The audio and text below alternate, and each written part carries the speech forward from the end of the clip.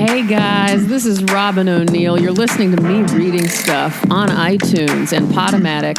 I wanted to say this is a little bumper I decided to record for these early episodes because, oh God, they suck, man. I didn't know what I was doing. I was recording into my iPhone from my bathroom floor for some reason. I just didn't have a clue that I would start publishing these and putting them online, so it was a little weird. But I'm leaving them up just to show you how far we've all come together in the last 6 months. So go ahead and listen to them, but be fully aware that I'm fully aware that they are wretched and embarrassing and kind of sad and pathetic.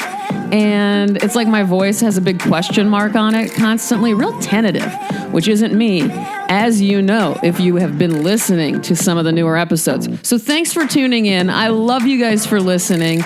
My apologies for the quality of these early episodes. Stick with me. It's only going to get better from here. Bye, guys. So I'm taking this online poetry course, and today the lesson was from the poet James Galvin, who was talking to us about poetry being pleasure and survival. And he talked about once you have a somatic experience of the alphabet, how you'll never be free from that hold. And I love that and remembered all of the times in my early life when hearing certain sounds coming from poetry made my heart stop physically, for real. I know, I couldn't breathe. And so he's talking about certain poets, and he, of course, mentions Wallace Stevens.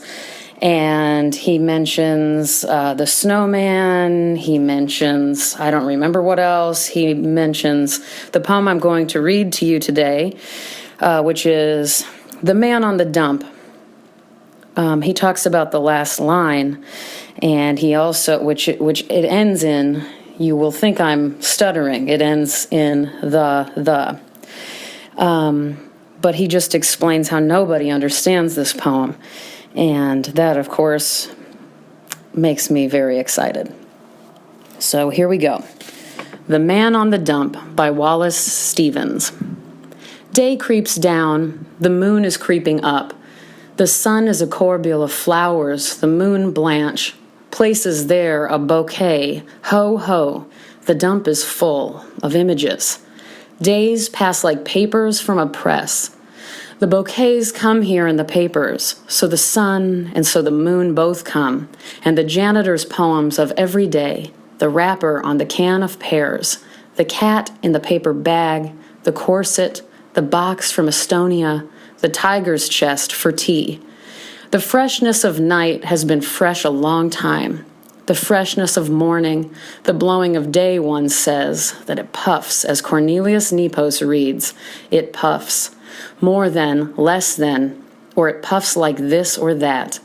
The green smacks in the eye, the dew in the green smacks like fresh water in a can, like the sea on a coconut. How many men have copied dew for buttons? How many women have covered themselves with dew?